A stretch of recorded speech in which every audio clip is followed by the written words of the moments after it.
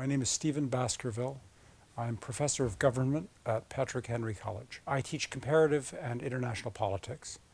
I have a particular interest in international social policy. I've done work on the history of political ideas, especially religious movements, radical religious movements. And I'm currently working on a study of sexual politics.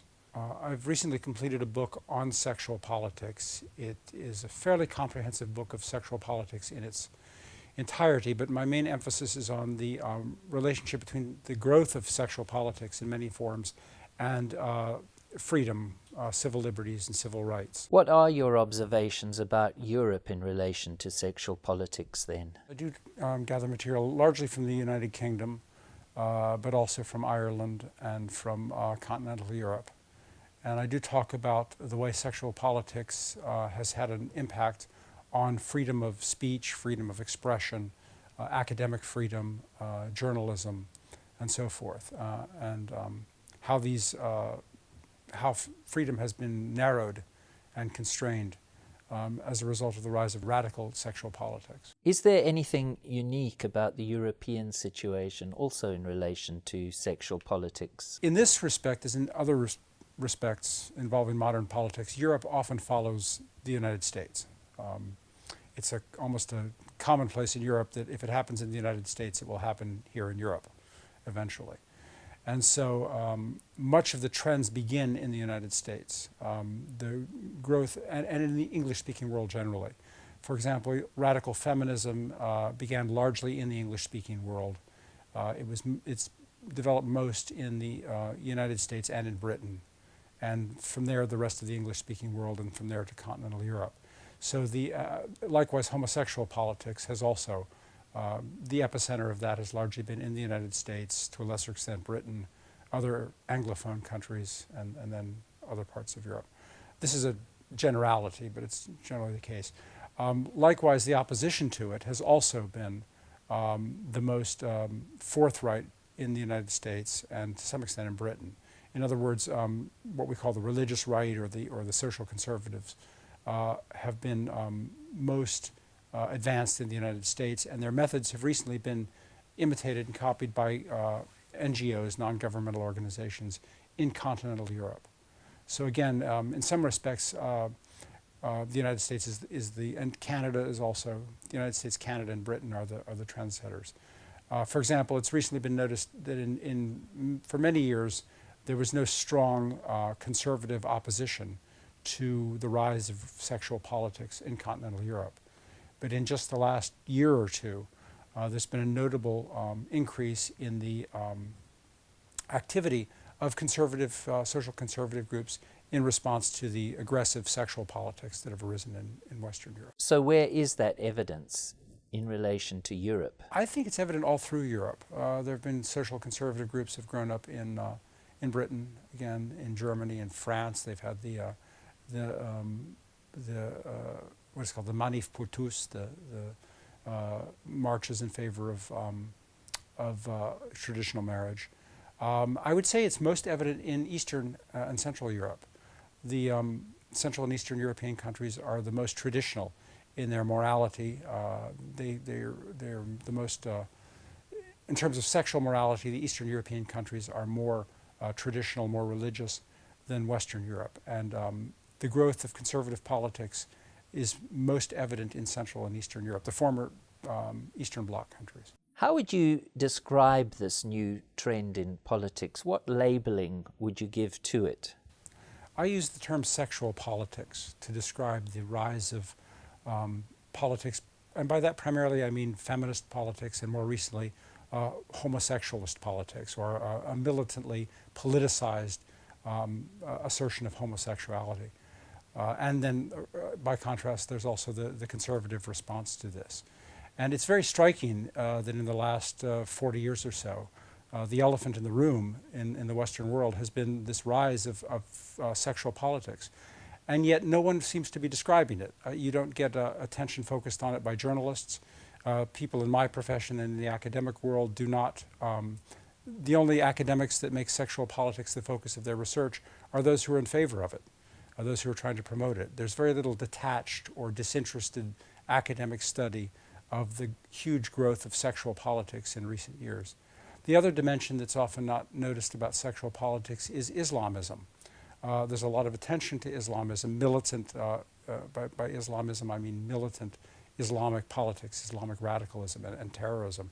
And yet the feature of that that's quite striking is the central place of sexuality in that. And there's been a number of scholars have pointed this out, but there's been no real exploration of the sexual aspect of Islamic politics. And it might seem counterintuitive that feminist politics and homosexualist politics are so different and even diametrically opposed to Islamist politics. And yet what they share in common is that all of them make control over the terms of sexuality is the central aspect of their political agenda. Despite the huge growth of sexual politics over the last 3 or 4 decades, one of the striking things is how little focused attention it receives. You don't get journalists going into in-depth documentaries on the subject. There's very strong pressure on academics and journalists not to explore sexual politics in a critical way, or even a detached or disinterested way. The only journalists or academics that study this are the ones who want to promote it, who are in favor of it. There's very little simply disinterested or detached study of this. And the reason is because it's career suicide. The few academics that do study it are put under pressure to be silent.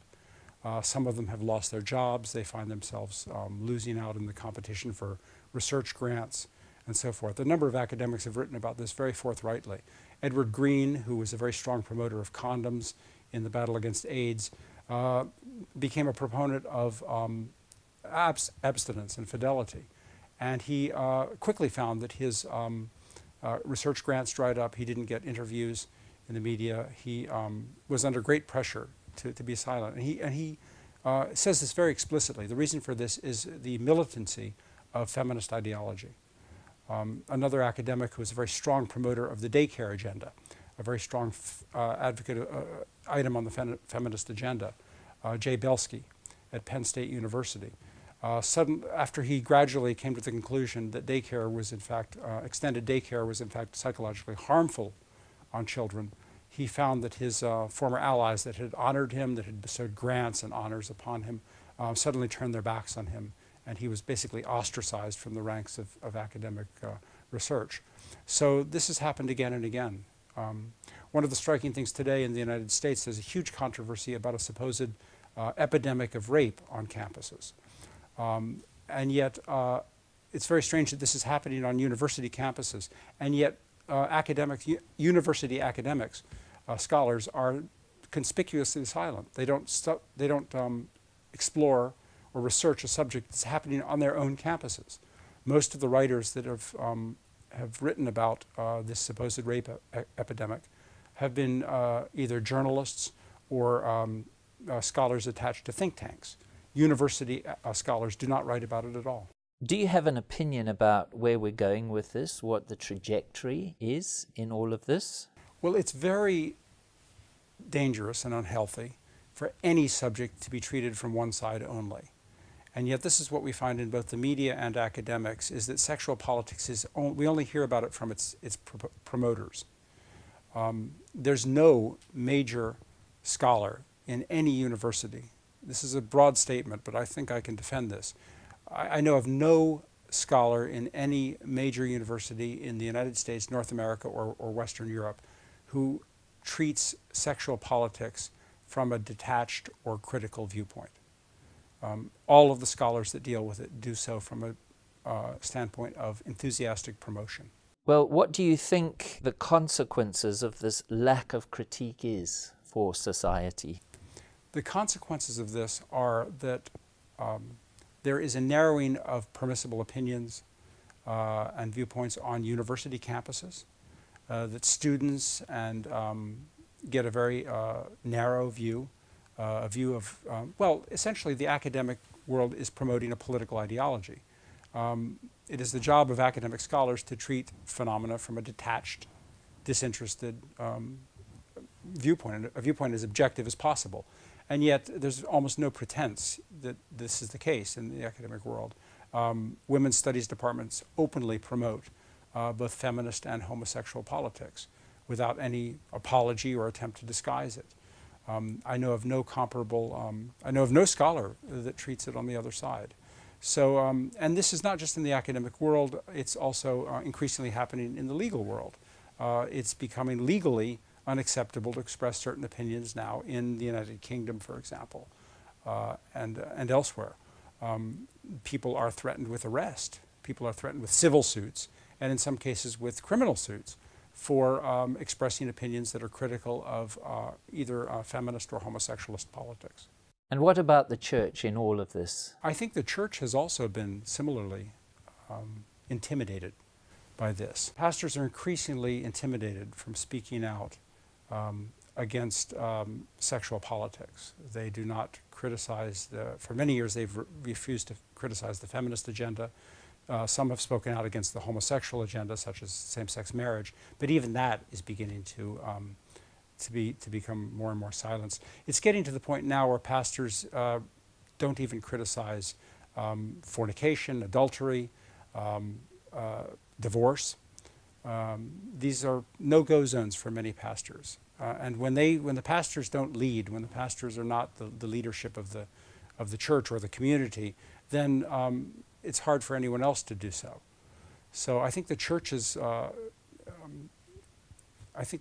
church's timidity in this is something that is very, very worrying. Europe and America have followed somewhat different trends in recent years.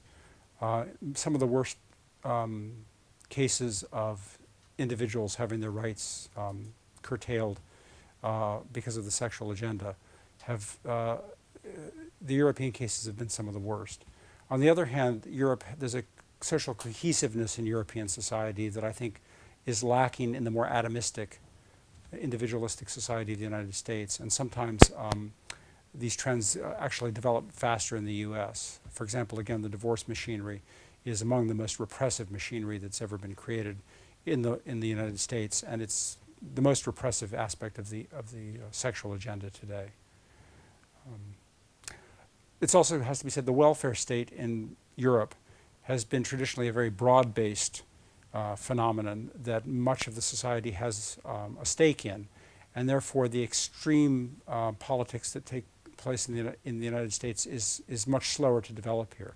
In the United States, the welfare system has become much more destructive in the terms of proliferation of single-parent homes, and more recently in the development of highly authoritarian machinery, such as the divorce machinery. Traditionally in Western society, there have been three centers of opposition to government power.